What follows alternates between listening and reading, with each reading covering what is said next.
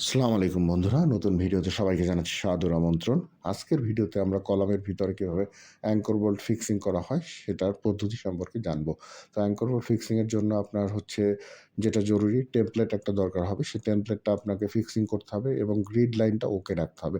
একটা ফাউন্ডেশনে যদি ২ টা কলাম থাকে সেটার ক্ষেত্রে অবশ্যই গ্রিড লাইন সার্ভেয়ার দিয়ে দিবে, বা আপনি যদি নিজের যদি আপনার গ্রিড লাইন দেয়া থাকে সেখান থেকে সলভ করে অবশ্যই আপনার টেমপ্লেটে সেটা উঠাতে হবে এবং কিছু রেফারেন্স রড এখানে রাখতে হবে উপরের লেভেলটা চেক করার জন্য, অর্থাৎ অ্যাঙ্কর বোল্টের টপটা সেম রয়েছে কিনা সবগুলো অ্যাঙ্কর বোল্টের জন্য। যেমন এখানে কলামের জন্য ৬টা করে অ্যাঙ্কর বোল্ট রয়েছে, সেগুলোর প্রত্যেকটা টপ সেম আছে কিনা সেটা আমরা চেক দিচ্ছি।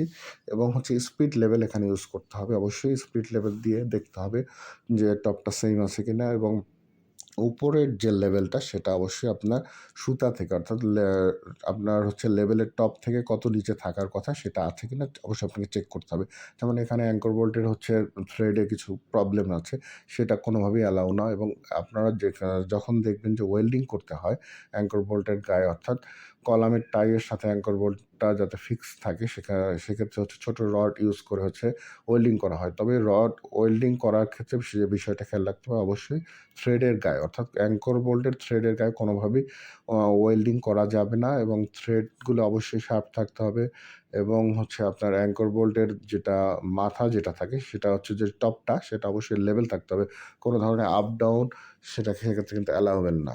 এবং কলামের আপনারা জানেন যে অ্যাঙ্কর বোল্টের যেহেতু গ্রিড লাইন আপনার দেয়া থাকলে অবশ্যই সুবিধা হবে, সেক্ষেত্রে আপনি একটা অ্যাঙ্কর বোল্টের সেন্টার টু সেন্টার ডিসটেন্স আপনি মাপতে পারবেন, এবং একটা থেকে আরেকটার আউটও মাপতে পারবেন। একটার আউট এবং একটার ইনার যদি ধরেন অবশ্যই সেন্টার টু সেন্টার ডিসটেন্স পেয়ে যাবেন। এছাড়া আপনার ক্রস চেক যেটা, ডায়াগোনাল চেক যেটা, সেটাও আপনারা দিতে পারেন। এছাড়া একটা কলাম থেকে আরেকটা কলামের সেন্টার কতটুকু হবে সেই ধরনের চেক দিতে পারেন।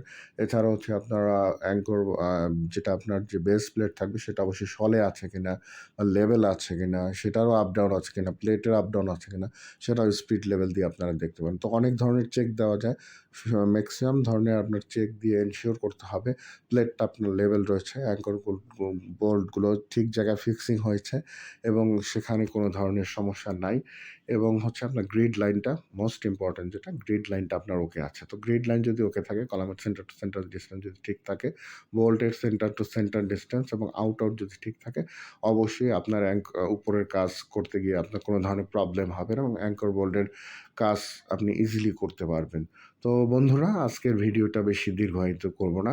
নতুন নতুন ভিডিও এরপরও আসবে আমাদের চ্যানেলে, দেখবেন এবং আমাদের চ্যানেলের সাথেই থাকবেন। এই শুভকামনায় আজকের ভিডিওটি শেষ করছি। ধন্যবাদ সবাইকে আজকের ভিডিওটি দেখার জন্য। আল্লাহ হাফেজ।